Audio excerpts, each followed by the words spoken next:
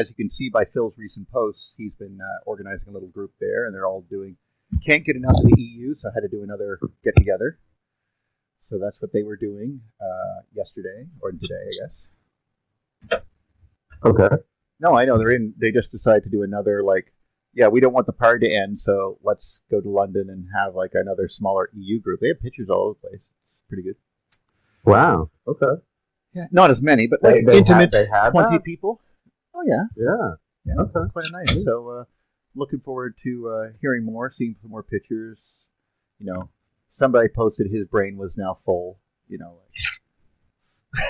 he just so much because you get like groups like us sitting here. Could you imagine 20 people, all of us, just not on a Skype call per se, but sitting in one room and just chatting? Yeah, it would be Heather's had to deal with me doing that before with liquor, so and she handled it well. Yeah, that always, let's immolate. Yeah, she's probably like, well, at least he's jovial if he's not crazy. So it's true, you are jovial. Well, I mean, you're going to be hanging around with a drug person and be like, well, he's fun. Like that. He doesn't hurt people. I know the thing where people get drunk and then somehow their issues come out or something, and I'm like, I find that to be like, oh, I'm just with a time. That's also interesting. That can be interesting, though, too, by the way.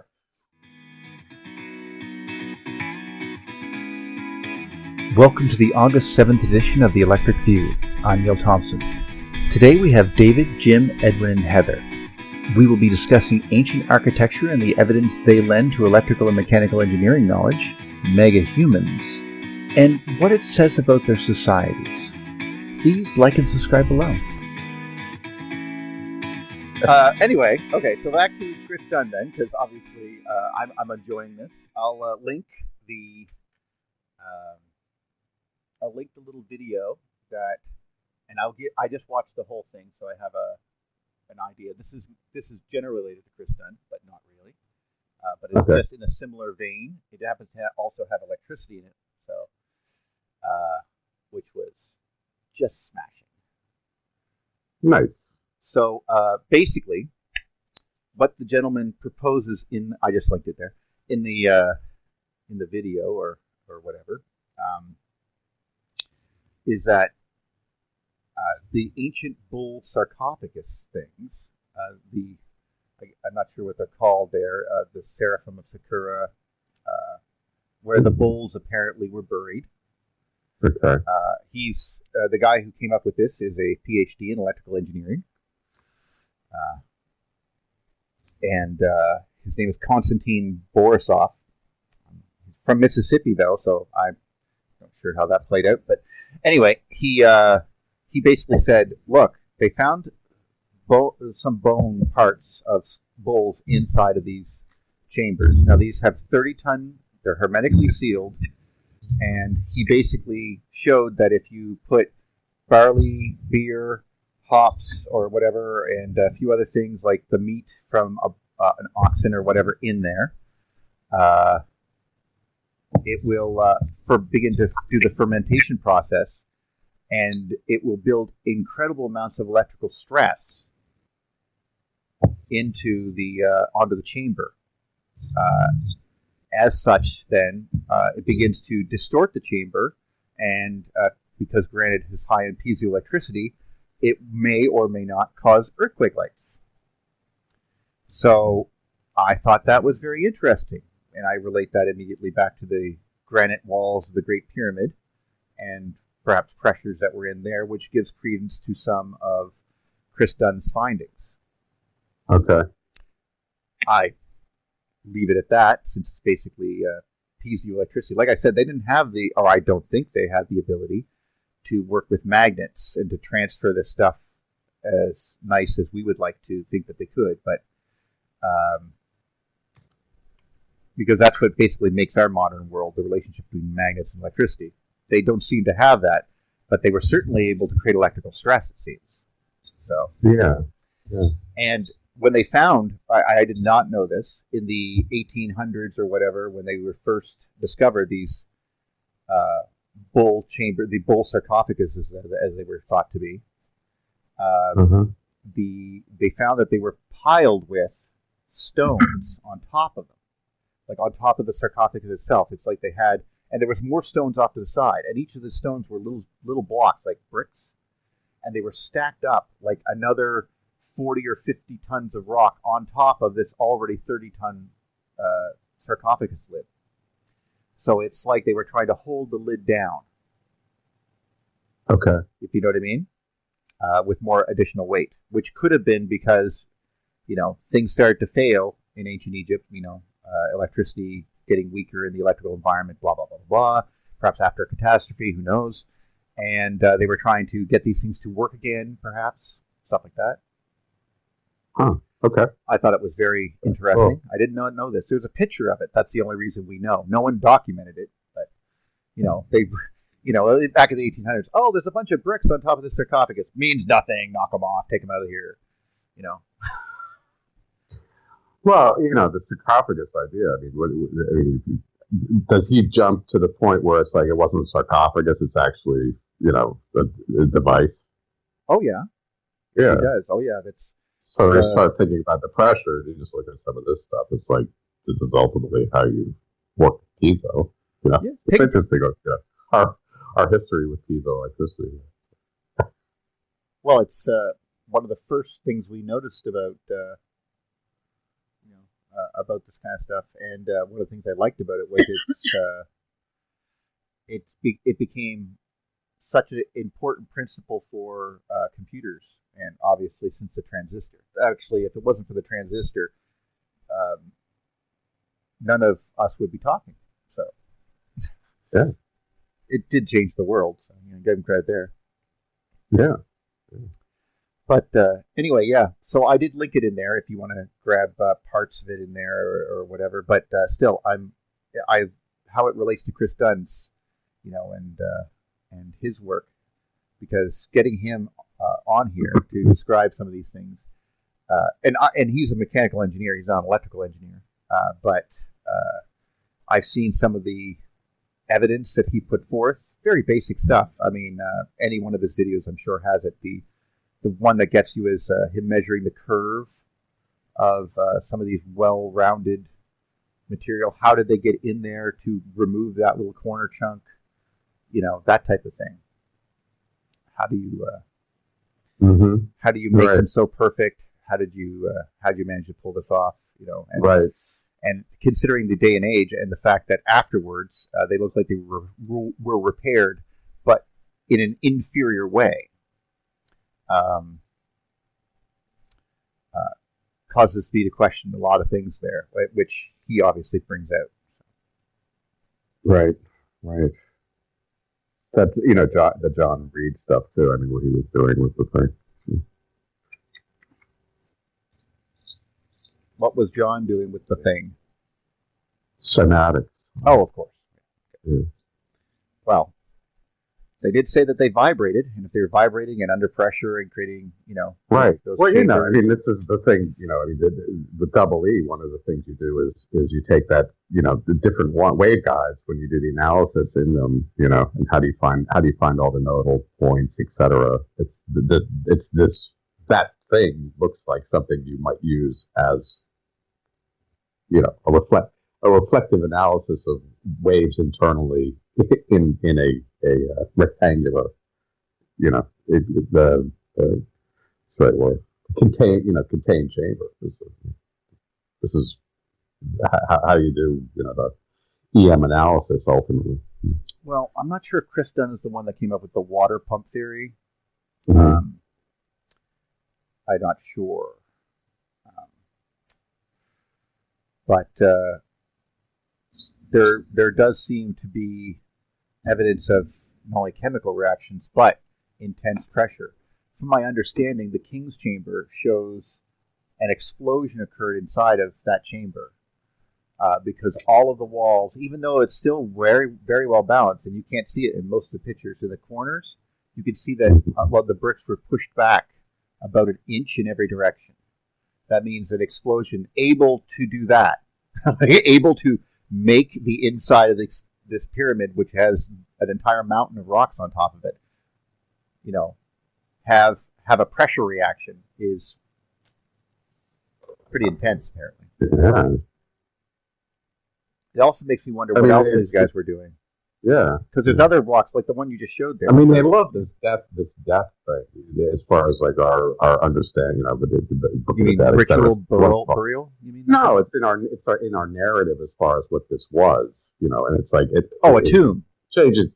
Yeah, but it changes your entire perspective of the past when you realize it's not that at all. It was really technology. Well, take a look at the if you see those 8 boxes off to the right there. On your thing. The one right beside View More.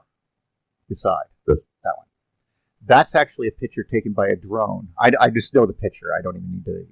I don't even need to look it up. Sure. Those are metal pieces sticking out of one of the air chambers at the very end, as far as the drone could go up the slope. So it was going all the way up this thing that they made it go up, and it got to the end, and it saw this. Now it poked a lens through the crack, I think, in the very bottom corner there. And it saw another chamber on the other side, and it looked like those were bolted on there, those 2 things. Now, 2 things. This implies that there's another side on the other side of that wall that has a chamber or something. And number 2, it looks suspiciously, as you can see just by a little bit of the, we'll say, corrosion. It's very corroded metal. But if you notice, the rocks themselves have a little bit of whiteness around some of the parts there, just by the electrodes. Well, that's what I think they were, electrodes. This is a chemical reaction doing something. Mm-hmm. Perhaps it needed to be recharged or whatever, but it leads up to a part of the pyramid that, indicates that there's another space on the other side of that, and that people could walk around and perhaps maybe change these electrodes. They wouldn't last forever. They'd have to be they'd have to be taken out and replaced with new ones occasionally. Is it an angular? Is it up through the pyramid at an angle? Like we're looking at we're looking up at a 45-degree angle or 45. Okay. Yeah. 45. So what we're really seeing is these pieces of metal might be actually sort of on an angle towards us.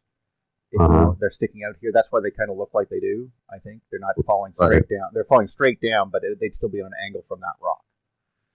I think. I'm not sure exactly. It has been a long time since I've seen the video, and I don't want to lie to you.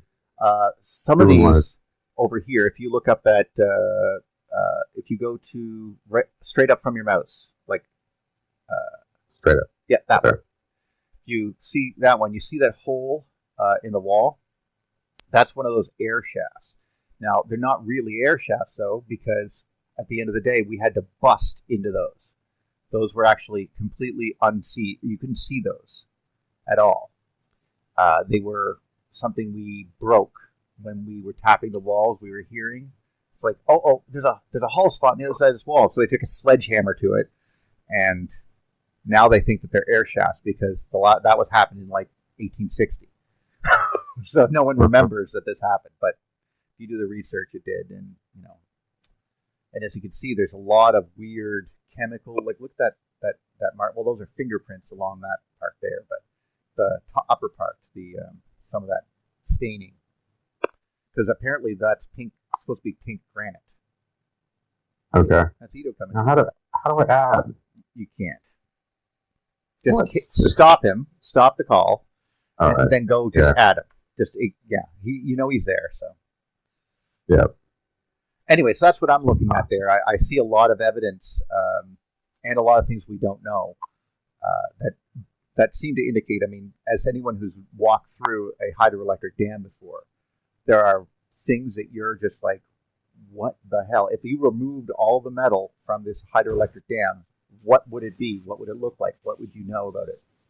Not much. Right. Cool. Ito, you make it? Hey there. Hey.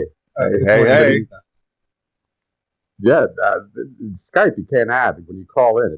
You can't do a direct add. I noticed. Isn't that an awful thing? The old version allowed you to do that. Yeah. I've been looking myself. I couldn't find it. It was very frustrating. Mm-hmm. If Microsoft is watching this video, we hate you. All right. So moving on. Oh right. Yeah. I get that message every day. Neil. Yeah. Oh my God, my friend came along and activated something called Cortana on my Windows 10 laptop. Oh, yeah. And Oh God, no. we got drunk, and it just, I mean, I was singing songs to it. He's like, and the computer just started talking randomly while we were watching TV and stuff. And it's like, and I couldn't shut it off. And he was laughing his ass off at me. These are very invasive. I find like Alexa and all these things, Siri. I mean, look at the names they use. Oh, it has been removed. They're super invasive. It said to me, it said, "Congratulations, achievement unlocked." And I'm like, what the hell did I do? Don't you love me being here with you? I don't. Yeah. Anyway, so I had to remove that. And it was like, he's like, well, it's part of Windows 10. You can't get rid of it. And I'm like, watch me. I will destroy this thing. The file in which has the load will not be there anymore. I'll throw it another. You can certainly cripple it for sure. Oh, of course. It's all corrupt. Oh, yes, of course it's corrupt because I destroyed it with a hammer. But anyway, still, good to have you here. We're just talking about pyramids, and apparently I just watched a video on ancient batteries and electricity that talked about the giant bull sarcophagus being basically large pressure chambers that created electromagnetic energy or electrostatic energy, and basically earthquake lights. And then we were talking about Chris Dunn, who apparently, I'm not sure who reached out to him. Was it Jim or? Yeah. So Jim, good job there.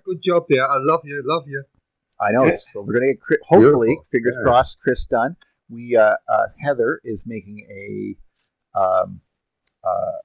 appointment calendar for us because we're obviously now hitting the point where we have to book guests, which also means that we can mention that we're having guests in the future and what dates are coming on so people can get excited ahead of time.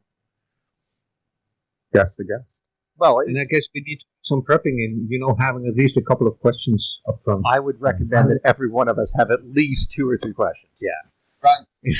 Just to be polite. Who cuts your hair, man?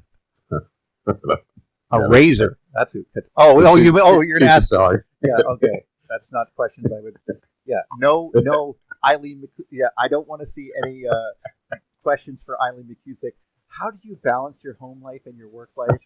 So, how do you look good for people? Those ones they ask like Johansson all the time. Right.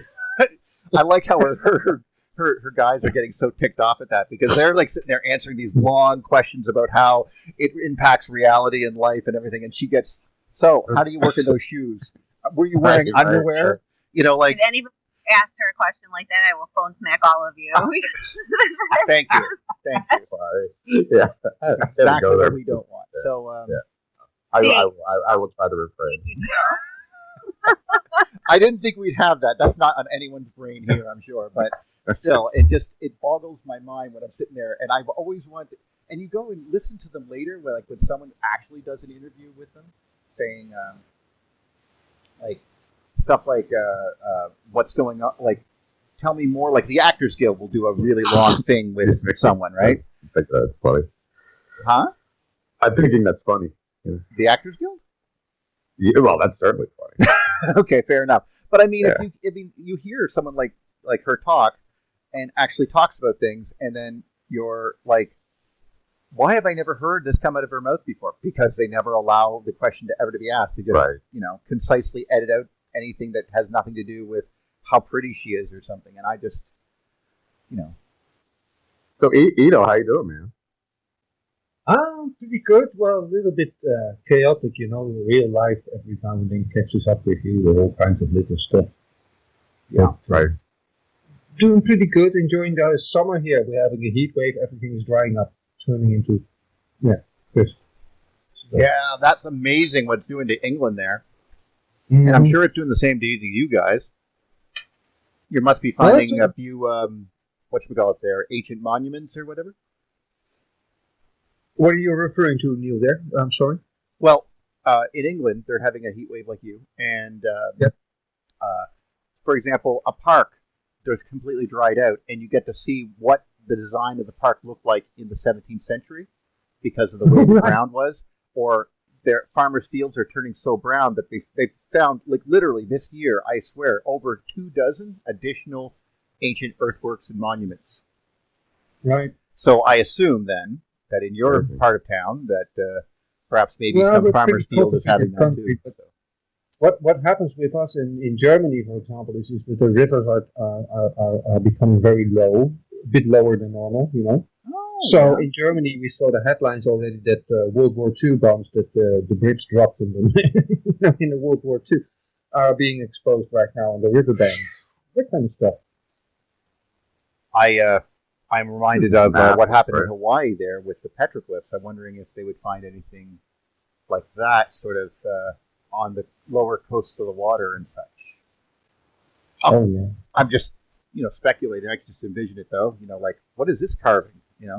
Never seen this before. Well, what you're showing here with this pyramid stuff, of course, Chris Dunn comes to mind immediately, right? Yes. And I am very, very fascinated by this. Basically, pretty much in awe, and also very much having no real clue what was going on here. I'm aware of a lot of theories, if you will, but I'm looking for real clues, and I find it very hard to find. I'm actually suddenly having my brain is popping out I literally just had a brain seizure here. This is, and not literally, this is, as I'm looking at these ancient batteries and electricity, we were just talking about these bull coffins, basically, from Saqqara there, and they had some electrical engineers thinks that they were putting reacting biological material to produce ethanol and other things like that to create such electrical stress on this sarcophagus that it would begin to glow because it's made of quartz crystals, right?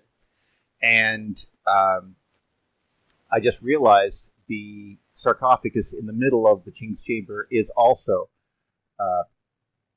granite, pink granite. And if it had a cover and it was filled with material, and that material was then biologically decomposing as the yeast does its work, that would create a pressure on the lid to try to push it off.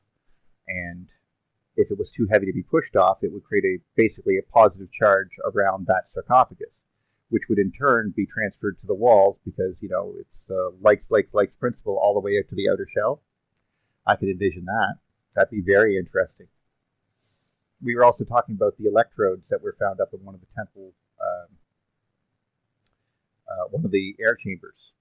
I think it was one of those A chambers up there on that document. Yeah, those shafts, Brinkman, no? Those particular shafts, they have ones. The electrodes, yeah. Yeah, at the end of them, and space on the other side that appears to be another room. So I think, I think about that often, about what these things were really doing. And, of course, I don't want to trash any ideas like Chris Dunn's idea or whether or not it was like making some sort of, was it making water? Was it, what was it used for? The thing that I really like is that how almost no one, as fascinated as we are, the internet today has completely dismissed, generally speaking, the idea that these were tombs. And there's only now officialdom that is calling, and they're not doing themselves any favors. The only thing that they're doing is basically, it's a comfort blanket saying, we're smarter than them. They could never be smarter than us. But after the evidence we've seen, of course, the other day with regards to the pole moving, suddenly we realize this is just the last. This is the last, latest one. Not the newest. This is not the oldest one. They built up to this. The stuff after this, though, the ones built after that to sort of imitate, perhaps, maybe as a misguided attempt to bring the fire back or bring the golden age back that never really worked. It looks like Egypt was kind of rebuilding the whole thing again, whatever there was before that. Yes, exactly. It seemed that things were really easy to do because they just had to basically pile up some dirt, cover it with rocks, and ta-da, it worked. And now, like magic almost. But at this point, they were like they had to engineer something to make it good, to make it work. Now, the other day I was talking to Richard. I'm not sure if Richard is here right now, but I was talking to Richard, and he pointed out, I believe it was him, he said, if you look at those big stones that you use, we work with sizable stones that we can easily work with. That's a brick or a big beam to hold a roof, and we need certain equipment for that, and we use that size because we can work with that size. Correct. Now, the people that built all these pyramids, and all the other structures that are related to it, they built with huge blocks of stone. I mean, many cars of weight, hundreds of cars in one piece of stone. They built with that because they could do it relatively easy. I found that a very good statement. Actually, I think you just quoted me. I think I said that earlier on one of the Did shows. you? I was like, they did Maybe it because it was they you, could. yeah, It was just easy. It's easy to do. That the situation was somehow that it was possible for them to generally do this with relative ease. You don't do it because it's hard, unless there's a particular goal. Then I quoted just you again, so you got the response again. It stuck in my mind. There you go. I thought it was an excellent argument, and we need to keep it in mind. Yeah. I also, if you go in that route, you also got to understand that that the bricks are getting smaller with time. That implies something, but that also means that the bricks long ago are the oldest, which does seem to be the case. Yep. And this brings, of course, to the ideas of the Temple of Baalbek and how they built on top of older monuments. And even then I have a suggestion for another guest immediately. If I'm sorry to interrupt there, Please but do. I think we're talking about that kind of sort. At least I caught that, and that's Brien Forster, the guy that I pointed out a few times. Yeah. Because Jim, make that happen. He has a couple of beautiful shows posted recently on his channel again, and they go into the elongated skull, the topic we touched upon. Right. And he's getting a fundraiser thing going, and I believe he can totally pull it off. He needs only like $3,000 to $5,000 to get a couple of skulls DNA sample tested in a laboratory, I believe in Canada. So there you go. Yeah, we totally do that. And he's all about these megalithic structures, catastrophism, and elongated skulls. It's high tech, and so he's totally on the same page there. Well, I have a question for you, just because, and this is somehow related to this. I talked to a friend of mine who I've known since the '80s yesterday. Right, his dad was one of the first. There's 40 engineers on the Mercury project, and his dad was one of the engineers down in Florida. Right? Wow, that's a select group. Yeah, so the Mercury project to go to space. My friend though, his name is Steve. And he high school education, but it's his son, right? But he never got into academics, etc. But he was really into marine boats, and so his father started an marine electronics shop, and Steve has been doing that forever, right? So he was telling me about this project that he's bidding on for this coming period of time. You guys still there? Oh yeah. Is it? Yeah. But this is what happened. There's a big trimaran, the intercoastal. Here, I'll show you. It's a short story, but it might sound like it's going to be long, but it's pretty short. So the intercoastal in Florida is like a waterway that runs.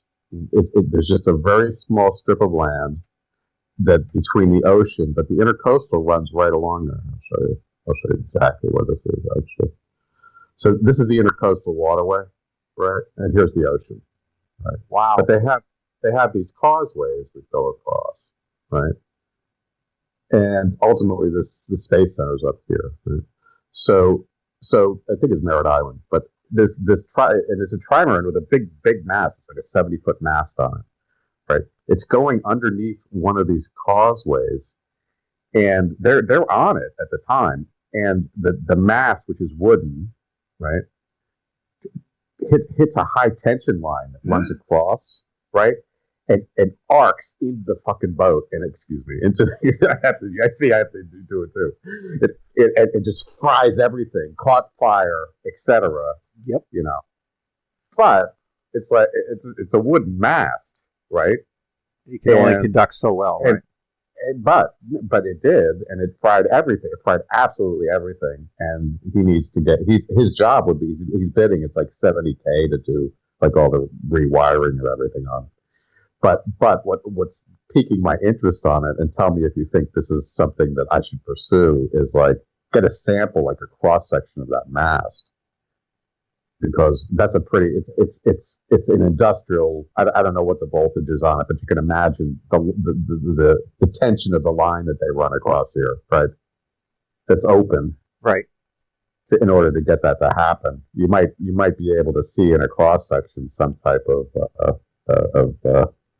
fulgurite activity. I see what you're going with. Okay, fossilization on that. That would be cool. Well, that would be cool. I think I owe you a little bit there. Like I showed you guys the picture of my piece of tree that's a stone, and there's also I think that's really important. There are pictures online of a pile of clams that got hit by a downed power line, and the amorphous blob. It's not. It looks like an amorphous blob. It's a stone that it turned into. Fossilized them right there. It was huge, like bigger than a person. And so I do know that there are pictures of that around, and I'll try to find them. You'll do a little bit of research right now while we're sitting here. But please go on. I feel no, that was it. That was it. It was nice to link back up with it, but that was his story. He was telling me this is on the table right now, so I thought it was interesting. Well, Brien Forster, he wasn't in that. He wasn't in that angle on any of this angle. But there's the angle. But so Brien Forster with the elongated, the whole thing he's doing. Yeah. Well, we obviously have no idea what they really are. Right. I would hazard. Go ahead. So that's his latest videos. For everybody that's interested in that, I suggest his latest postings there because he goes into that topic a little bit and he explains what they found so far, and he talks about DNA that they have and all that, the mitochondrial DNA. Right. And I did just check them today. Just check them on the EUpedia or something like that.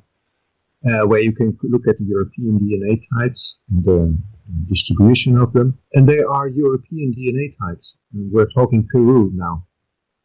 Although most of these elongated skulls, from my knowledge, are from Peru. But clearly there is Egypt. As I said before, King Tut's skull is elongated. And well, yeah. So but he's human. The Black Sea region and the steppes in Kazakhstan and all that area, Eastern Europe, Central Asia, is where those haplotypes from the mitochondrial DNA kind of originate from. So what are they doing in Peru, right? Long ago. Well, this is not the only link to Peru, by the way. In fact, the word Peru is on an Egyptian wall. Right. in Egypt, in one of the older places, and considering the fascinating links between the two cultures, and especially around like the way that Cordova and I don't even know if I said that right. I think it's Cordova, but there's a few like Ollantaytambo and a bunch of other sites in the Peru area lead you to think that they were doing like very large scale, like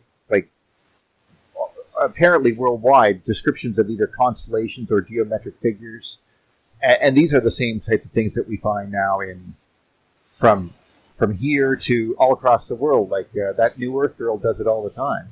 You're just sitting there like, look at the giant things, and of course we don't know what they are. We thought, like a lot of us think, that this was made recently.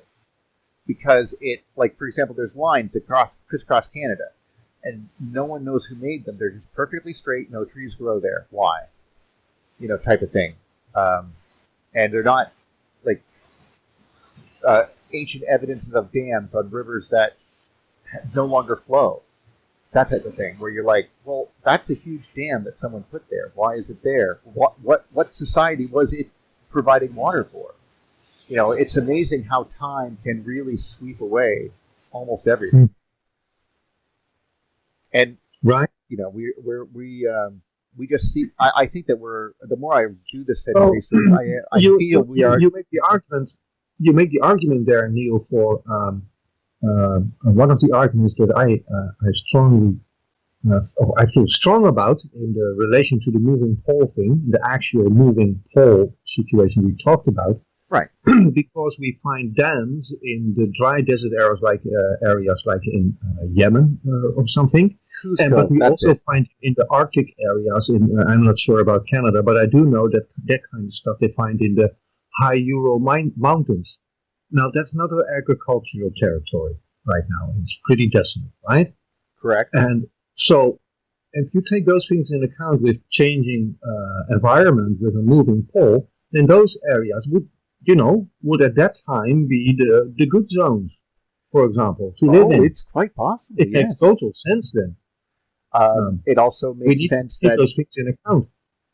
It also makes sense that Antarctica would not always have been at the bottom of the planet, because there are apparently some maps with it being shown not not covered in ice. So I'll make it more interesting for you. See if that connects. If you take that moving pole path from that website we talked about, and you take the South Pole into consideration, you will see that Queen Maud's Land, I believe it's called today. The Germans had a word for that area too, and that's the latest part that would have frozen, meaning that would have been, the most chance of being inhabited a while ago. It would also explain why there are why the connections that we see around Canada that seem to be evidence of electrical connections, kimberlite pipes going around in a sort of a circle at a certain point. This is where Janot Cook has shown that there are series of, like, for example, if you go right along Canada from the North Pole, there is a circle that can be shown with lakes and like Sudbury, Ontario, which is basically a town entirely made of nickel. Like the whole place is just a nickel mine, and those type of things go in a big sort of a circle. Now this could be selective, this could be selective research. I obviously I think what you're alluding to is I've done that little bit myself there. Because I drew the edges of the fjords of another pole position according to that website, and you'll find fascinating correlations with geological features exactly lining up. Yeah. Could you pop me that link so we look at it? What link? Just the name of it. That'd be fine. What was it again? Mario Buildreps. That's the one that we were talking about, right? Yes. Mario Buildreps. That's it. First link. Okay. Cool. So, and I don't want to go over this again, but because obviously, just scroll down a bit. There you go. That's a good picture. So I see, for example, when I noticed I was looking at the circle, I just noticed it didn't exactly fit the North Pole. It wasn't centric on the North Pole. If you think about this area, these red dots, as where current is most focused on the planet during electrical, like whatever events are going on. I don't care if you believe in the Saturn theory or do not. It's not. Yeah, probably a big circle there. Whatever, if it's a surge that just the sun is so much more energetic that we have so much more current coming in. But what I'm saying is that if you look at the land going from here to there, it goes right over, obviously, Greenland, which we also know it has been sort of, it's actually 3 islands underneath there, and we don't know what the surface looks like. But you can see that there is a sort of like almost a tunnel of debris, tunnel of destruction from the Hudson Bay all the way to the fjords of Finland. And you see that, like, right across England, of course, Iceland, this whole area, it sort of looks like it could be, especially northern Canada there, all etched, all just basically torn apart by currents pulling up like vaporizing water and pulling up the material off the ground. And that's what it appears. And like I said, the circles of the Great Lakes with the other Great Lakes that we have in northern Canada, they're up in the Yukon Territory there, and so on, going all the way through the Gulf of St. Lawrence and back, don't seem to exactly fit the geographical current North Pole. So he was picturing that they were jumping from point to point, like there were multiple currents, which is quite possible. We see the same thing with the bottom of Jupiter. Jupiter has multiple currents. Can I steal the screen there for a moment? What's that? Can I steal the screen for a moment? Sure. Yeah, absolutely. Just shortly. No problem. Now, this is just my own little drawing, so don't pay not too much attention to all the lines. But Oh, you were doing some. See, you're getting it. You're getting exactly what I'm talking about. yeah, I've been doing this already, Neil. Obviously, you've been thinking about All this. right. Circles, man. So the blue lines are coming from the Hunebedden or the dolmens in my country, little country there. Okay. And the blue line here is from Stonehenge. The red line here is from Avebury. No. So, but if you look at the circles here, that's kind of what you were alluding to. Yes. You know, you can see that all those lakes here, every time on the edge of that circle that I drew. So I just took the polar circle, the pole circle. Right. And I plotted it on more or less along this line here, which was suggested as well as I could. Now, this is very quick and dirty. Right? I'm not expecting scientific accuracy here on the first shot. I'm liking what I'm looking at here. This is what I noticed. It's interesting that it follows the line of the lakes. Yes. As you point. It should. It should. And that would be, if you look at the Terrellas of the old experiments, and you could talk about this much better than Neil, at the edges, that's where all those connection points are. The ring like the aurora itself. Yes. Yes. So that's where you have your electric activity, like the kimberlite pipes and whatnot. Exactly. And interesting that you see a fault line here along Europe. Oh, I didn't even know that. Well, look, I'm going to use air quotes with the word fault line, but yes, only because we really don't know. None of us have actually seen the world move that much, so I hesitate to agree all the time. But clearly, there's a line of activity along that row. We'll call it. Look, is this on fault line? That's a fault line. See, I don't know exactly if that's a fault line. That could also be, for me, a straight, but I'm okay with that. Everybody can check, but I checked, right? Sure. But look, the damage right by the fjords, too. That's wonderful. I mean, Loch Ness, right? Yeah. So this thing continues, but interesting, of course, that one allegedly continues over here and starts along the coast and goes into the Appalachians. That connects here. But it's interesting that along those lines, again, is a big fault line, mountain shaped, whatnot. Here you have all the lakes and whatnot. Along those edges, just about. So, does this mean anything? I don't know, Neil, but, interesting to see what happens. Just the act of doing it moving up a new perspective. One thing I want to point out still. So the oceans rose, right? That's the prevailing thought. Everybody thinks so. However, if I see documentaries and they go to this area over here, then allegedly the land rose, which made the sea move away. So the coastline is inland. That's the opposite, right? But that's, of course, because the land rose, not, the ocean rose everywhere. Now, my question is, did the ocean really rise everywhere, or are they cherry picking again? That this is the area, where the ocean rose, but in other places it actually sank. Actually, I'm due to the moving pole. Well, depends on where you are. I'm very into that. There's given the fact that there was highly electrical activity in that area, it was enough to etch the landscape, as you can clearly see. Look, if you imagine where, as we see in electrical experiments in the lab, you can have, you can watch a Billy Elverton experiment where he'll move the material across the ground. You'll see how it pulls itself along to the center column. Okay, so that's what Greenland is. Greenland is moved along to the center column. So the land that is made of Greenland could have come from everywhere inside that circle. Okay, that bigger circle. If you get my meaning. What has been etched out of the fjords, what has been etched out of all of northern Canada, these lakes, everything like that.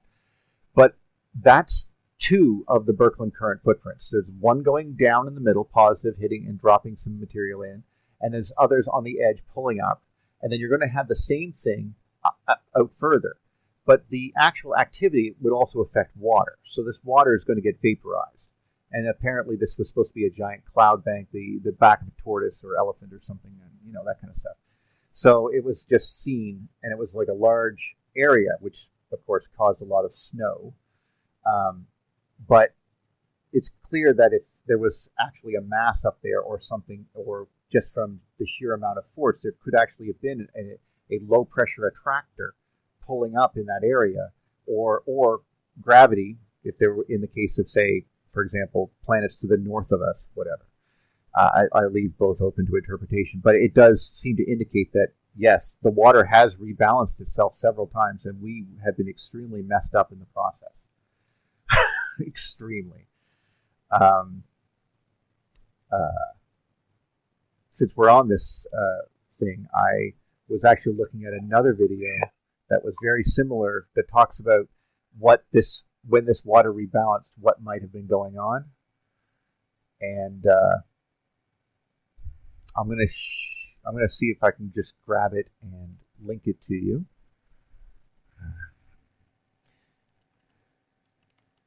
Interesting, because I was watching a video this morning too. It was an excerpt from National Geographic from the 9-point tsunami, the 9-point earthquake tsunami in Japan, and there was this one there was a graph, one horizontal and one vertical, and the way that the shock wave went over the island and like the level that it, vertically that it shot up or whatever at the time, and it was quite amazing. And the guy was like, "Yeah, this is to show this is moving at 5 miles a second." Wow, what's moving? 5 miles a second. The shock wave of the 9-point earthquake under Japan that caused the huge tsunami. Yeah.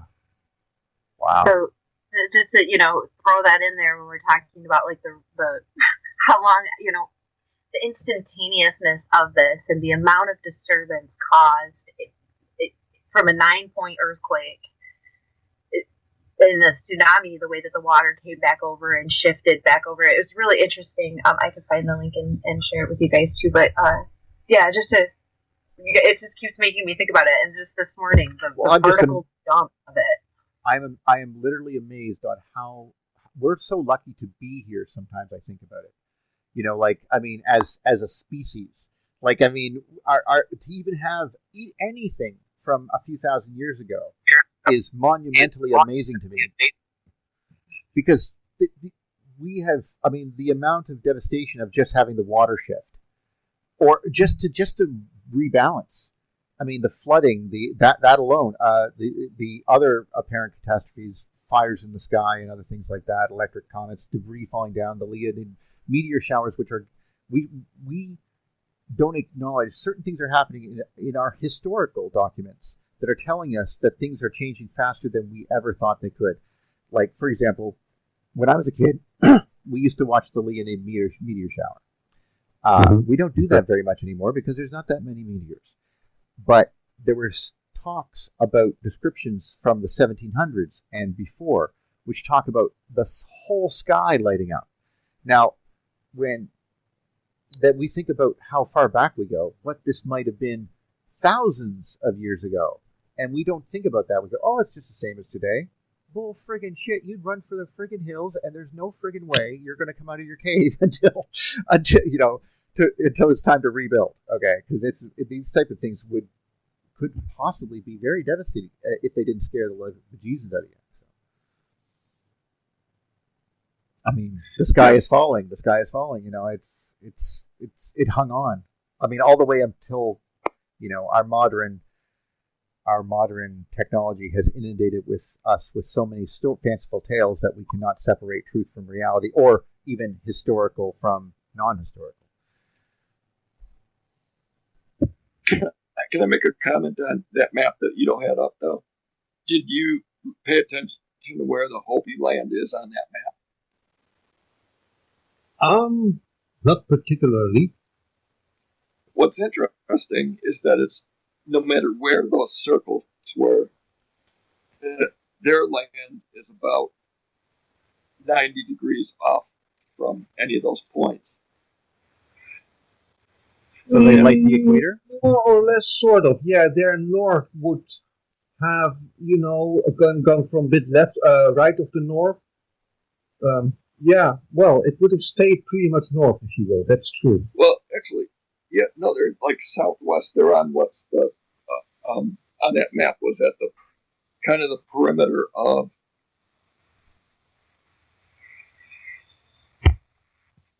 of that.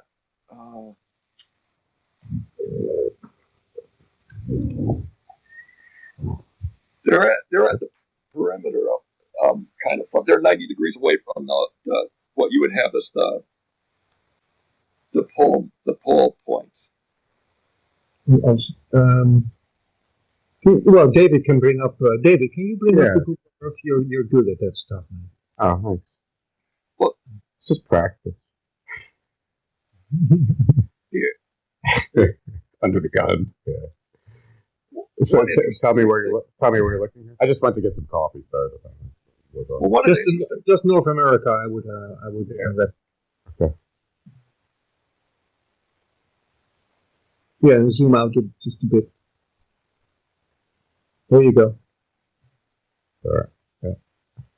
The cloud. If you go too far, the clouds just come in. So Greenland is basically the line.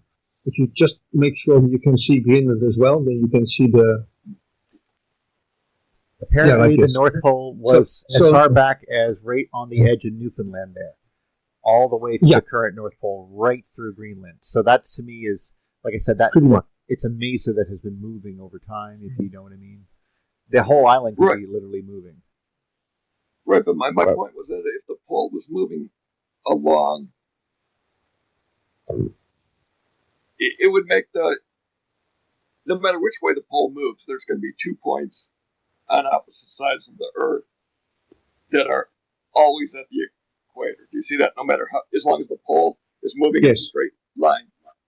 Yes. And that's where I see the Hopi land. And what's interesting, that knowing that our Earth is always wider at the equator, or at least it's wider at the equator right now, and it's supposedly from being this tidal bulge. That what would be interesting is in the Hopi tradition, and this is also in the like Edgar Casey stuff on the Hopis. They say that they're one of the oldest. This is one of the first places one of the only places that has been continuously above water or has been above water for the longest period of time. But that would make sense if those 2 points, as the pole shifts, those 2 points that are still always at the equator would always be, right, the widest. Oh God, yes, that would be true. Yes, that would make perfect sense then. That their land, as the pole shifted, and then somewhere on the opposite side of the world, those 2 places should still be above the equator, and that would make perfect sense then. Right. Well, this is absolutely the case because when you think about this, the Earth is oblate, right? Not perfectly round. Right. So that means where you have the current North Pole, or where the North Pole would be in Newfoundland, just about where Neil lives, right? That was the North Pole. That would be the dent. So that would be the dent there. But that dent is now way down to the equator, meaning relatively, according the oblate shape needs to change. So that land needs to come up. But the land won't come up entirely, of course, to compensate. Besides that, the ocean will rush in, compensate for part of the weight. So the land will gradually sink. Sorry, Neil, you may need to move to higher ground there. But but next shift. It may, sea level may rise again, a couple of 100 feet. I think it actually has already done all this. I think besides, as you can see by this shape of Newfoundland and Nova Scotia in that area, that there has been a stripe that looks like that something literally pulled it to the north towards Greenland. See how it's being pulled? The land is stretched in that direction. Yeah, that's Newfoundland. That's that island there, and it's you can see how it's just sort of has these like basically as the pole had to move, the currents had to sort of rip parts off the land too. But you're right that the shape of the Earth will distort now. There has to be to compensate for. I mean, this much energy causing the Earth to literally shift slightly would have to be processed by the Earth itself, and that would be a worldwide earthquake swarm because all of these things would resettle, just like as if a house had to resettle after an earthquake. Yes. And this will be enough to get a whole continent to sink a kilometer or so. Well, no problem. There was some argument.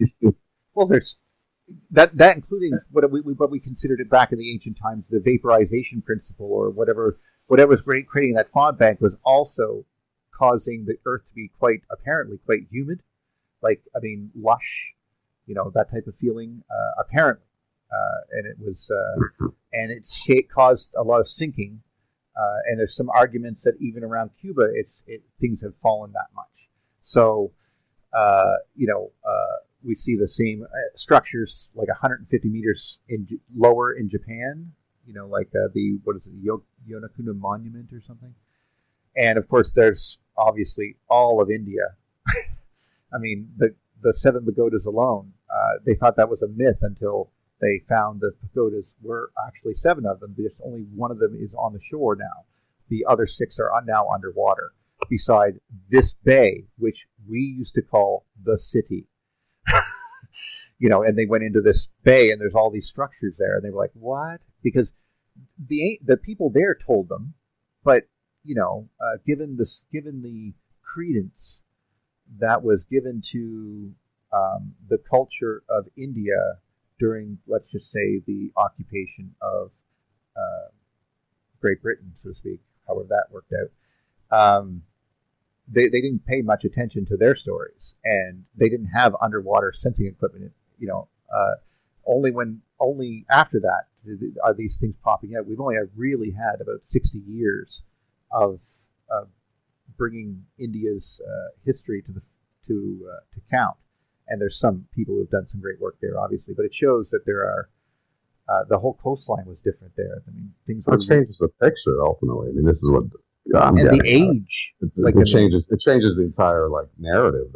If you start looking at the path of this influence throughout Europe that was much more ancient, it's like it really changes a lot of things. Well, and little things like the story from the Persians who talk about where they're from. Well, they say we're from where Siberia is. That's where we're from. We left there and came here because it got so messed up there. We came here. So imagine what Siberia would have been like during different pole points, and the lower water yes, Neil, levels. Exactly. That's where my mind goes. Siberia is littered with all kinds of strange stuff as well, and it seems to be very, very old. But if you look at the pole path from the website, then Siberia would have when the North Pole would have been south of Greenland. Yeah. Then the area we're looking at now would have been, very, very habitable. Oh yes, it wouldn't be a snowy, hostile wasteland for sure. It would be very good living there, probably. I mean, look at how big it is and how much land it was. I mean, it's just. Well, this gets back to the Ural Mountain thing that we were just talking about earlier, and going back to Chris Dunn and friends. If you, pardon? No, go. Okay. If you do me a favor there, sure, and type in the Ural Mountains megaliths. There should be probably a 5-minute YouTube video on it or something. Oh, okay.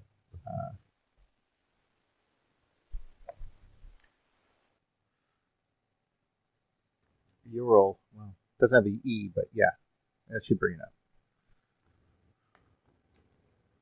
There you go. Oh, hey.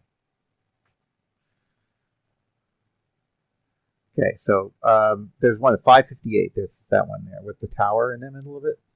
558. That's the length of time for it. Okay. Yeah. Yep. So these looks like, in my opinion, just looking from these pictures, there seems to be a giant dam that went right across the Ural Mountains and blocked the whole thing off.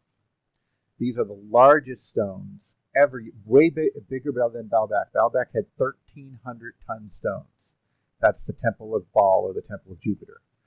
Now these stones are, the largest one appears to be approximately 3,000 tons. So these are the largest stones, and if we're going with the evidence, then they would be the oldest. Not these. I'm not sure why he's showing these things, but anyway, point is, and not that those aren't very interesting in their own right, but they're just showing these connections on these, like how they're not. This is not this is not natural. This is, clearly these are ancient stones that have been hit by stuff. How many tons? 3,000 or more. looks like some of the landscape, some of the mountains were shaved. Yeah. Like, and of course, we don't have to go any further. Yeah, that's there right in the vicinity too, but I don't want to read anything into that yet. Uh-huh. But yeah, no one goes out there. I mean, there's no civilization, so. But yeah, why? Why would you?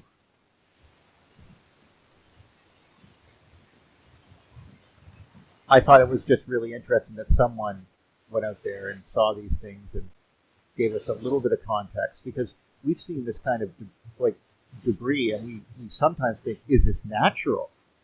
But there's parts where you look and you go, no, that's made. Like that, like you can see clearly.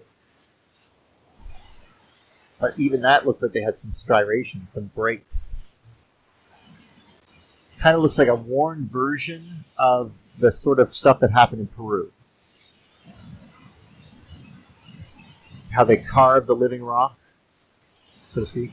The term living rock is actually very beguiling right there. But right. Like, because that's how you would say this is where you start playing with the time, what's the time. Time is a Cartesian thing, or versus something that's malleable. Well, okay, I can see that, yeah, actually. But you think about living rock, and you think about a bigger time scale, you can think of it as living rock. There's a part of me that wonders. Sorry, go ahead. What? I just wonder if we're talking about elongated skulls and everything, can we just, talk about giants for a minute? Because I just can't fathom how anybody our size could move anything like that, or have necessity for anything of that size. Magnitude, yeah. Ah. Well, I'm going to tell you that compared to before, I am open to the concept of that. Only in the P5 well, I understand that a lot of the giants, for example, that narrative right there that you just, or that nursery rhyme or whatever it was, is an illusion or a tale about Saturn and climbing the stairway to heaven, so to speak. So I sort of see that in that context. However, that I have seen lots of very interesting evidence for giants that I would not normally, I would not normally say that, because I have to accept megafauna happened. We understand that in the past there was megafauna. Okay, gotcha. Well, if there was giant bears, giant saber-toothed tigers, giant eagles, giant everything else, why, and mankind existed 11,000 years ago, why couldn't there have been giant men? What would the circumstances be to allow that to occur? And obviously, I'm thinking environmental influence on the genome, or does electricity prolong your life? Are we, but that type of bullshit that I don't understand. It doesn't give does it just give you more energy, exactly. More, even at the cellular level, just more energetic backup to become larger. Because my grandma actually yesterday was talking about how people in Iceland are so tall, and that it happened over a series of 3 generations, in a very short period of time. People in Iceland just suddenly became incredibly tall. Same thing happened here, actually. Yeah, well, Japan, the youth in Japan actually is starting to become more on par with the Western society, and from what I got from that, it is the food that determines that mostly. Well, yes, and there was plenty of caloric intake. As a giant, Goliath would have had to consume 21,600 calories a day just to hang around and breathe. So that's a large chunk of a cow. And he'd have to do that every day, not even if he was working out. If he was a warrior, well, it's going to be a different ballgame. However, his father, apparently, King Og of the Bashan, was bigger than him. His bed, apparently, was approximately 16 feet long. You can infer how big he was from that. Now, I've seen a lot of faked evidence for giants, too.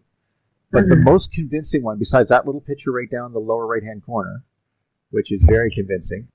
Which one? The lower right, well, now it's in the right underneath our pictures there. The one with the guy with his guts hanging out and the people killing him. Yeah. That's an actual drawing from somewhere in the 1500s or something. And they drew that.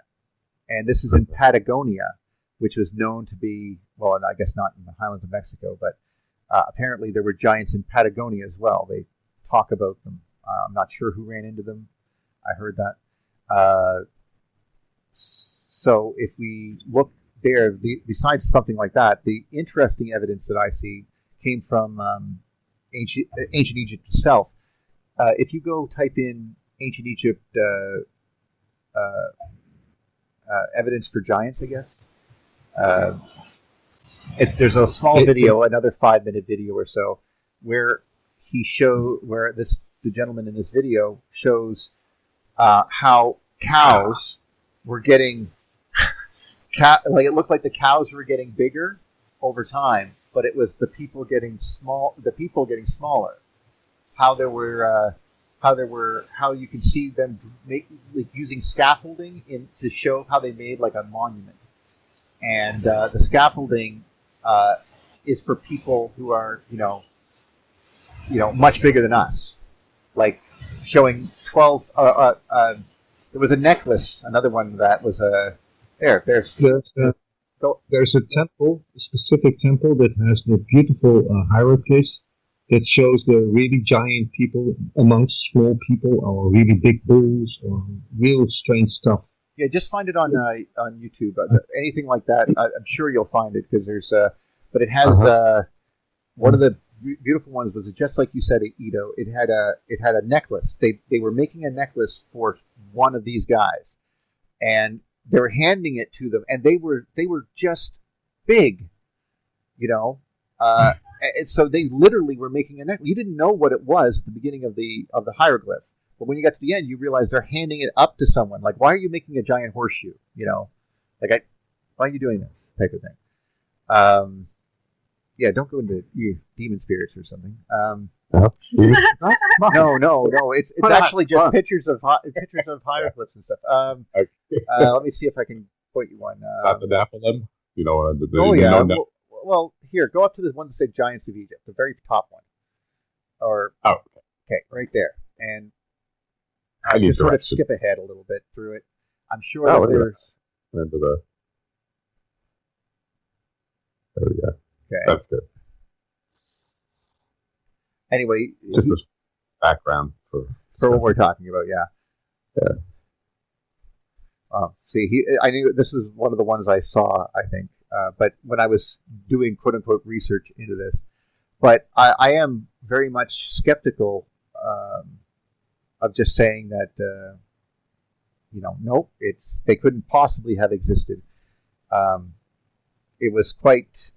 It's quite prevalent, and they would die. I mean, in any sort of, like, whenever you threaten a food supply, or say the world was no longer lush and green with the glowing green Saturn and the golden age, or whatever you might or think or not think on that, whatever the conditions of the earth were, that it was quite lush, apparently, at least in the northern hemisphere. That seems to indicate then that these people could have enough food to do that. And of course, speaking of the longevity issue, there's talk about, of course, not Noah and all them, and the decreasing age of their sons and stuff. As generations passed, they realized they weren't living as long. Like, death came only after Saturn left, type of thing. Doesn't mean you couldn't get eaten by a lion, but or fall and break all the bones in your body and die.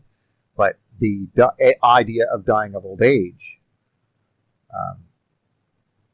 seemed to be relatively new, at least in some parts of the world. I think there's some evidence for that in China and India as well. Like, this king ruled for 23,000 years or something. type of thing. I was listening to Gnostic, the history, the creation story for the Gnostics, and it's quite different from the Abrahamic one, And they're very interesting. Incorporates Adam and Eve and the serpent as well, but there's other characters and there's other outcomes that are pretty compelling that I hadn't been exposed to. So it's interesting to look at that mythology, Yeah, this is the type of thing we're talking about here.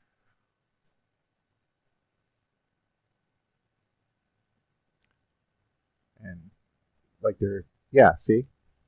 That's how you put an obelisk in place. You just sort of pick it up and put it there. You just sort of pick it up and put it there.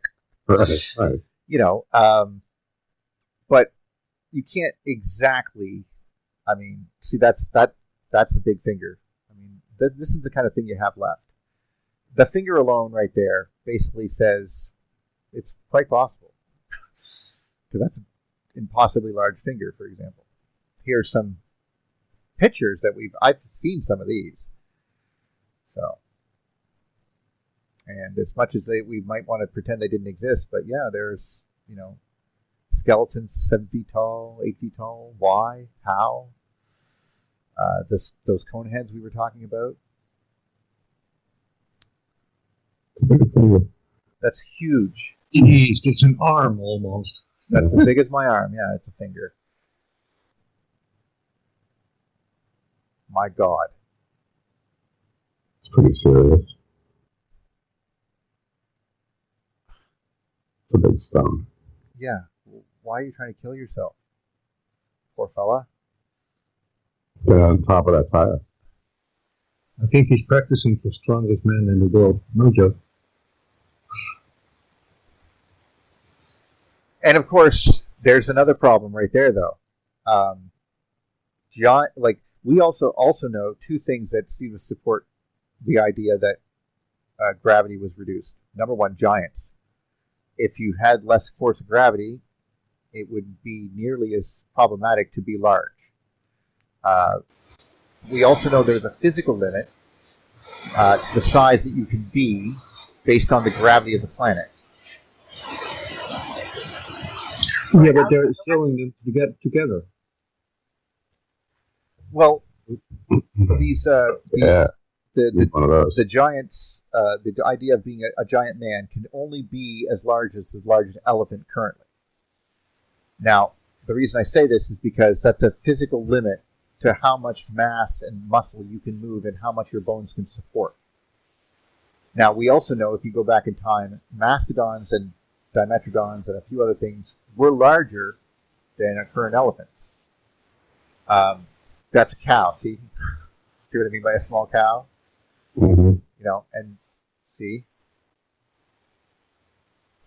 Now it's smaller, depending on where you are.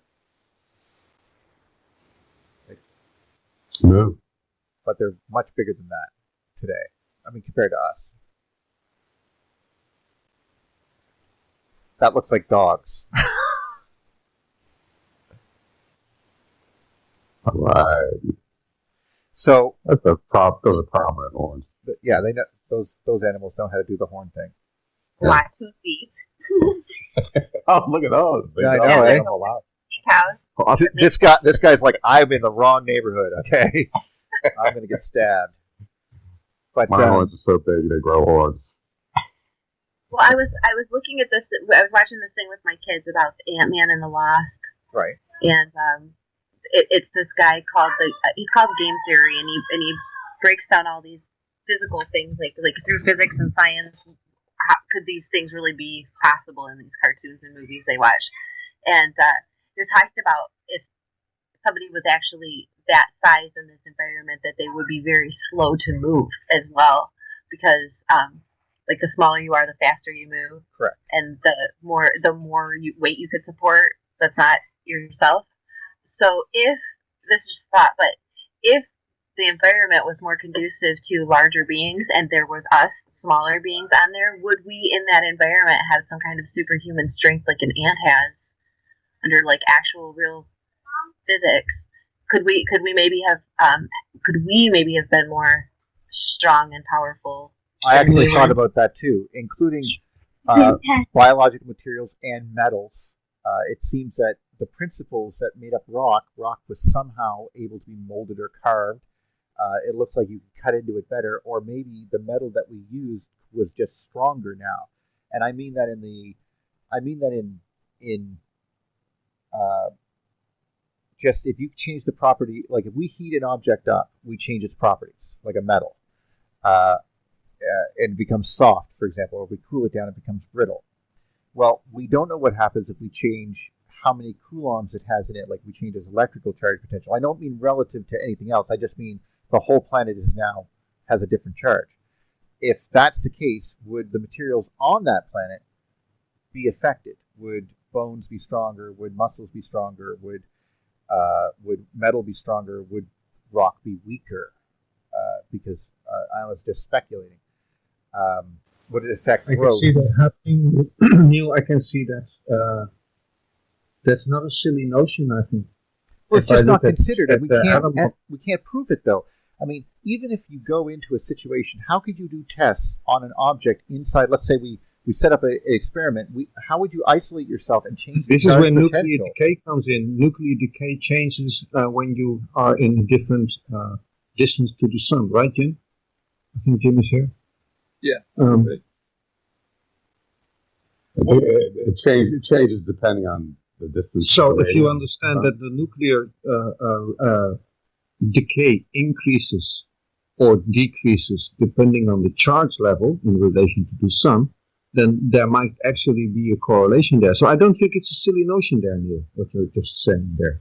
It might have something to do with giantism, indeed, right? Well, I don't even mean that. I just mean he could explain why they could have a saw, apparently, that today we would need to make this saw out of something supernaturally strong to be that thin and able to be that big to cut through that much stone, which is some of the evidence for, say, the Aswan Temple, for example. It has one of the pieces of granite there looks like it was carved by a saw with a diameter. So this would be an excellent question for Chris Dunn, for our upcoming guest. What does he think about this? Well, I think I actually heard it from him, but he's the guy that pointed this out, actually, to me, because I think this is his work, actually, because he was showing the saw blade cuts, and he said this saw would have to be, conventionally, it would have to have a diameter of 3.2 meters. But is it due to their higher technological advancement, or is it due to a difference in the material properties due to the different charge level on the Earth, if you will? So let's ask his opinion. Fair enough. Well, that would be something that he's probably never considered, because he obviously went for they had higher technology. And I'm of the opinion that maybe just the reality of their situation was just different. Like, just simply, that's not how it works. I mean, they use stone in some places like we use wood. Like the way we can carve it and work it and just shave it nicely and make it molded and beautiful. And they were doing that with stone. And to do stone masters in India were doing that, like where they were making little holes through things. Like, how did you guys pull this off? Or you think about like that one temple that's carved into the ground. Yeah, like talking about that's like a hole in the ground, but then it's this crazy intricate temple that goes all the way up to the top. But they say that they dug it out. Like imagine, Heather, when you're doing that excavation, that delicate excavation of that beautiful temple, and you cut off that little bit too much, where you go like, damn, that's where the peak of that tower was going to be. All right, everyone, cover it over and do it again. Yep. What's the name of that? I'm just saying how difficult that would be indeed. A beautiful example there. Carved temples in India will definitely give you a link. Yeah, there's one right there. Yeah. Okay. Yeah. Cool. Thanks. Well, like we were talking about the other day, we were talking about Michelangelo. Was it us talking about Michelangelo staring at that block of marble? I've heard the story. Staring at it, and he stared at this block of marble. He'd go every day and stare at it for months. I'm like, what are you doing in there? Working. But he didn't take any action until he located the sculpture within it, visual in his mind's eye, and then he was able to remove the parts that weren't supposed to be there to reveal David inside. Ooh, story. Yeah, that's a great one, man. You did a pretty good I job just on noticed that. the roof has the actual 4 things on either side of the pole. It does that, too. You know, like the 4 elephants that were Yeah. holding up the world that we were literally just talking But about. The cardinal points, that's really significant. I wonder what they line up to. Could you imagine that those cardinal points, since they're on a different angle? They're orthogonal. Well, maybe they. Ortho. I'll give you an orthogonal. example. If this is What's the aligned, name of this one? I'm actually not sure. Elora Cave, Cliffs of India. I don't know. Anyway, the temple is aligned one way, but those 4 cardinal points on the roof are aligned another. I wonder if they're showing where the pole used to be and where the pole is now, type of thing.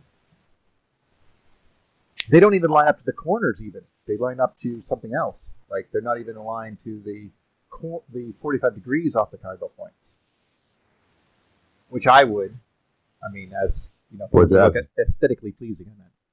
I meant. Right. But if you were doing something deliberate, trying to indicate something. The elephant. But yeah, I think about this all the time, and there seems to also be evidence of rushed jobs in order to save lives, like they were building bunkers. Like in China, there's a cave system, right? And the cave system has been carved by humans because it has tool marks, obviously. But the thing is that it looks remarkably like the way that the machines make stuff today. A little bit rougher, perhaps, but very interesting. And I wonder if they were like, no, we got to dig these things and get as many people in the hills as we can, or because bad things are coming. Amazing. India has some of the greatest things about India is that you're suddenly walking around and suddenly it's like, and this wall is full of perv town. Yeah, this one I'm not familiar with. This one. It's pretty amazing. Something else that's cool about them is that they're usually, not usually, but quite a few of them are musically tuned. So and wrap on the different columns, and they make different noises. And some people play music on them. Wow, I didn't know that. To add an extra level of wow. It's amazing. That's like taking art. care. You know what I mean? Like, I mean, we don't do this today. I mean, the inspiration and intention. I mean, if you start thinking about intention and inspiration, like you get how much focus it takes to make this, and what's that driving, vision, and it's pretty amazing. It's clearly, I would say, a shrine, right? And a hell of a cooperative effort, if I do say. Yeah. Because I mean, people would have, just like we like that was said about the pyramids, that the whole community in these cases has to be invested in this wholeheartedly in order for this to be accomplished. Whether they're giants or regular sized people, whether they're using tools, or no matter what approach that they took to do these, to make these incredible monuments, one person did not make these. These are communal. But I mean, it's coherent, but the coherence of the vision, everyone sharing the coherency of it, Exactly. It's amazing. Well, and that's one of the arguments for the literalness of some of it, where, like, for example, look at that. Let's say, over the words 12 beautiful photos. Go straight up, that one. That's of the ceiling. And, Wow. the pillars of heaven come to mind, holding up, a ring dome of, and we're talking, I mean, look at the intricacies of what that represented, just as much as it is like it is a retelling of different layers of Birkeland currents, perhaps, like how they were moving. It almost gives you the illusion that they're moving. That's how intricate they are. It's So I'm just thinking the literalness. As someone who deals with circles quite a bit and angles, it's like this the math, the thinking about math with angularly is radically different than thinking of it from a counting, linear standpoint.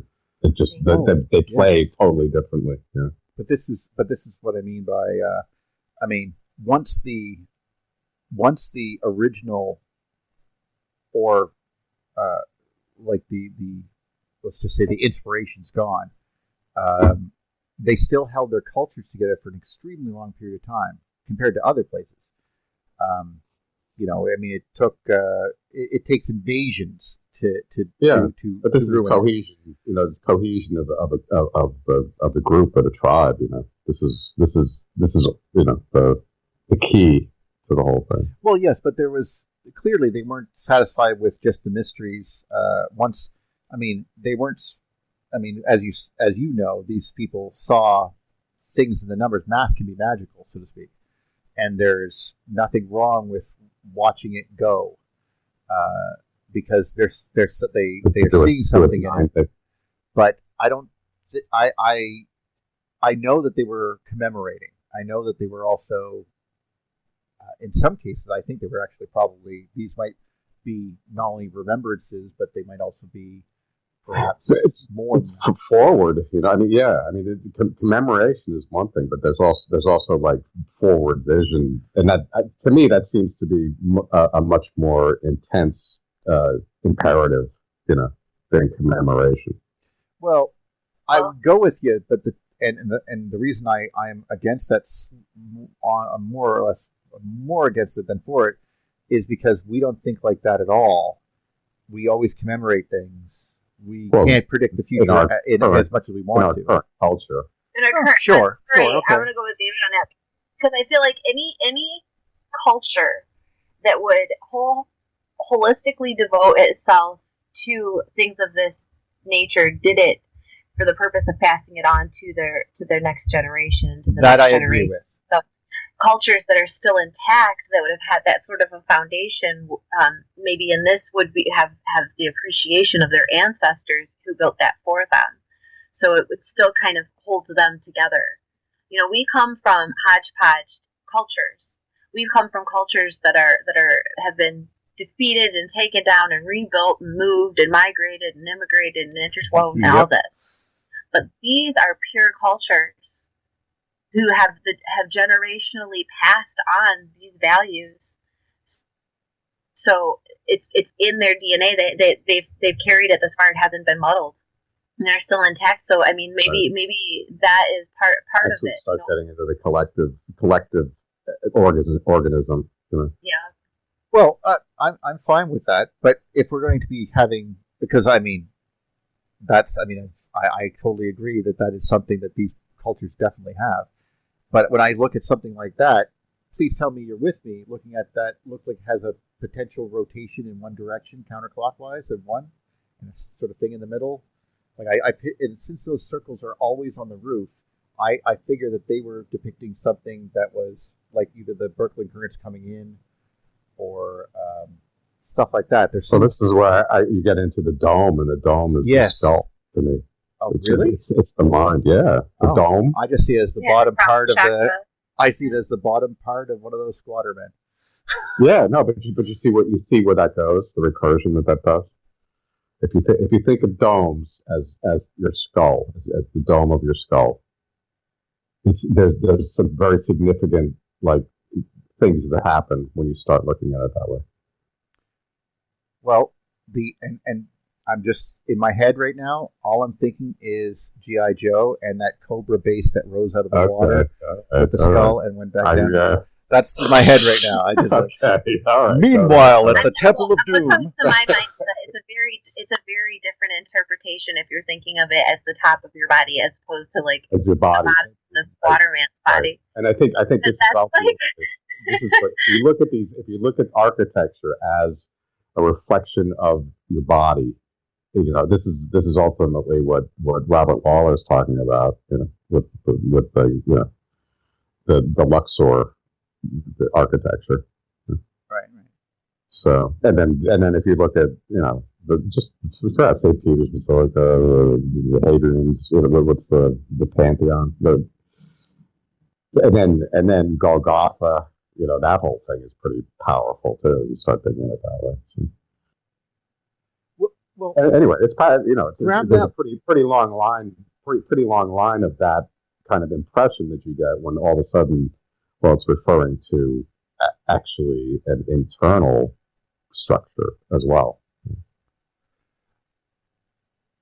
I don't doubt that there has been a desire in architecture to fulfill to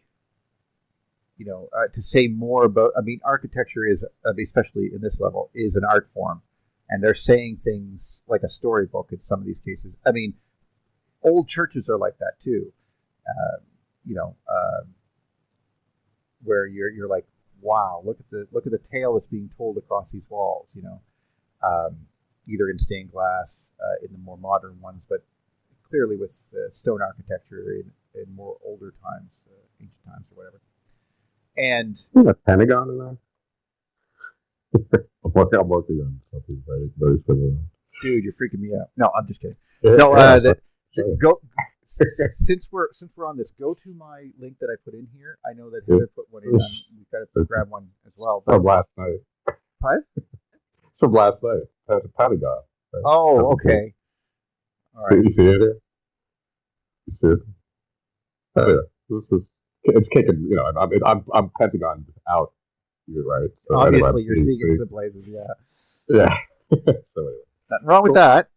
But go to that link and bring it up, because there's a video that I found that someone put on the Electric Universe Geology page underneath Ben Davidson and Michael Steinbacher in that one, and I watched the whole thing.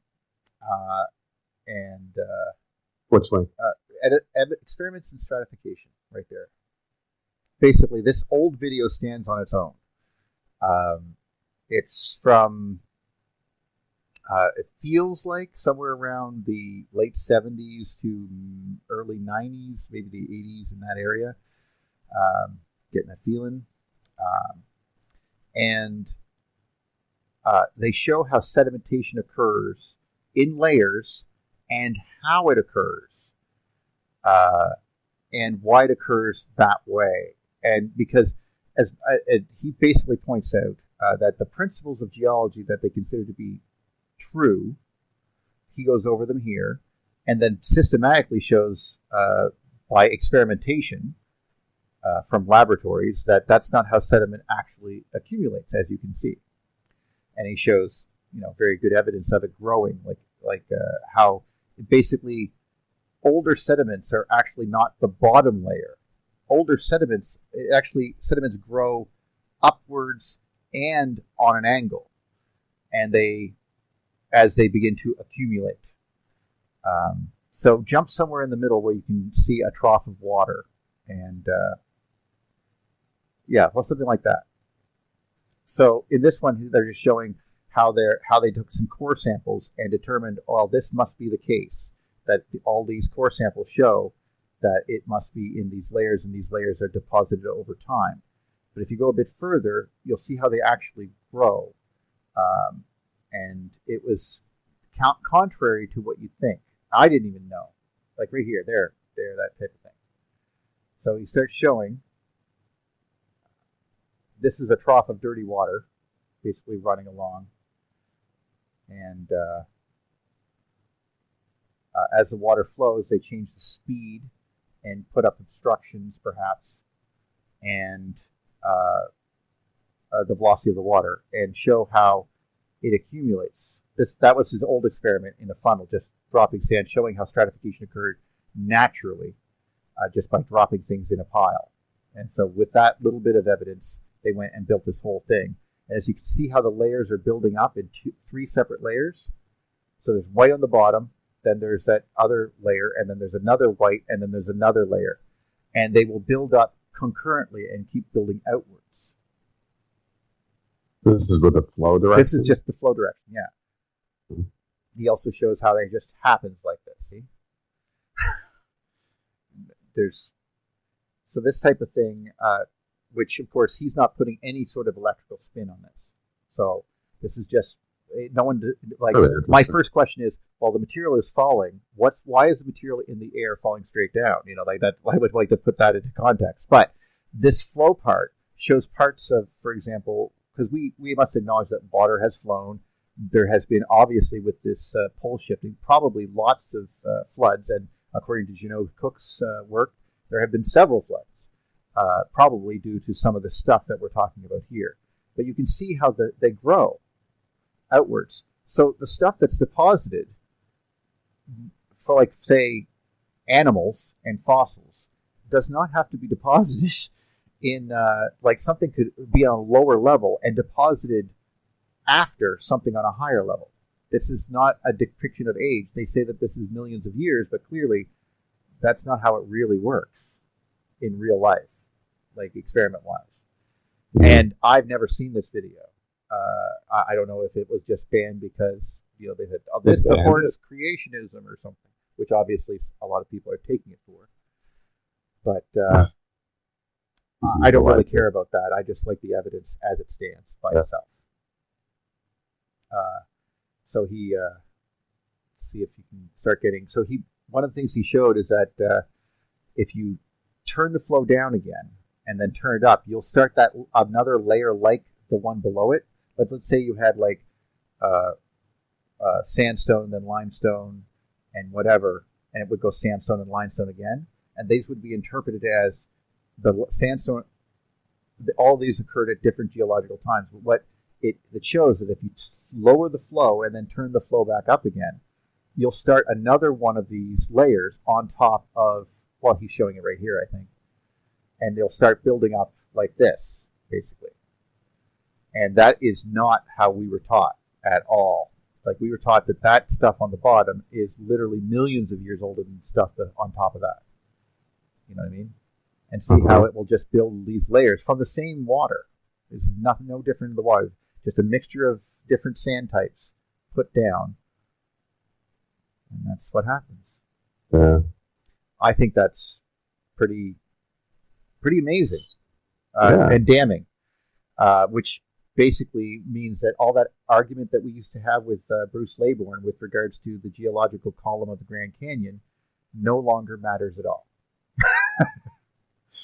Because stuff that happened in the Cambrian could also have, like, in the Jurassic, there literally could have been found at the exact same time.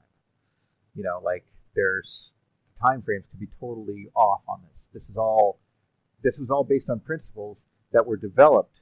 If you follow the article or this video at the beginning, he mentions that a lot of these principles were developed in the 1600s.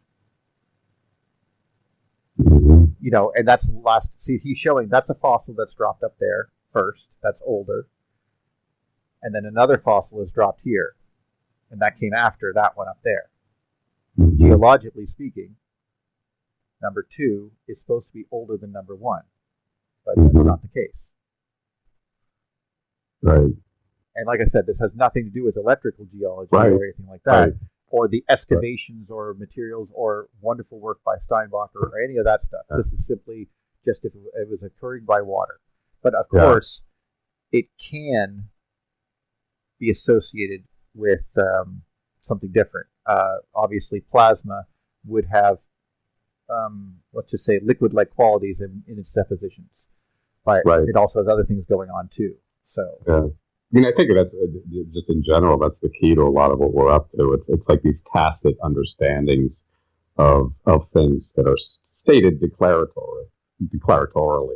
And it's like examine that fundamental tacit assumption. And that's where things start getting really interesting. Well, you want to attack the assumptions. Well, first you have to know you even have them. Right. And often we don't. It's like, oh, well, of course. And it's like, no, not of course. One of the things I liked about the electric universe ideas alone is that it has scientific reasoning for things that creationists pop up every now and then, or old mythologies or old religions. They say, look, there's evidence here that says this, and modern science dismisses it. But the electric universe goes, well, okay, let's examine that. And now they came at it with, I want to prove my beliefs. But you notice something that is a idiosyncrasy or some sort of object out of place that seems to falsify. Falsifications are supposed to be, I find one falsification, your theory's wrong. So, that right there, by the way, he's showing the Grand Canyon. That's the Grand Canyon's layer, the Tahoe layer, or something like that, he called it. And this is where he's showing, okay, the water is rising, it's moving. So this could be, say, when the water shifted one time during that time frame. And then he's showing how it built up. What's this going across here? This is sediment building up. Is that the flow? That's the flow. This is the direction of flow. Yeah. Okay. With different materials like muddy water, basically a flood. Uh-huh. Like a tidal wave flood type thing. All right. And this is how the deposits and sediment build up. He predicts that approximately, it must have been, and this is just going with water, that the ocean or the water pouring over this was 800 meters higher than the current ocean. Wow. Which is... It's a lot higher. Yeah. That's a wall of water. Imagine a wall of water a kilometer high, half a mile of water. Yeah. I think I could breathe underwater. So that's like a nice. fish. Yeah. Yeah. I saw your movie. Well done, by the way. Yeah, water wall. Yeah. How do you program with all those web fingers? Anyway, so no, it's difficult. It's difficult. This is this type of thing is basically stands on its own. It doesn't require any beliefs, and I think what I like I said about the EU is if you don't need beliefs, you actually have somewhere else to stand that can go, no, I'll take your contrary evidence. I don't necessarily have to believe everything. I just want to examine your evidence. It's the same thing as you do with astrophysics. I don't like your theory. Okay, I think your dark matter thing is totally bogus. But you have data on that telescope. Can I see the data, please? Because I'd like to see that, please. I like that because you can examine something, find these idiosyncrasies, but yet not have to necessarily suspend. Because I find belief really messes with my biases. I gotta recognize biases because that's the only way you'll recognize assumptions. You have to realize where you're no longer being logical, you're being assumptive, maybe. And it's okay to be assumptive in spinning between us here. We're not technically doing science, but we're sort of critiquing it, though. We're exploring it. Yeah, we're exploring it. We're looking into it.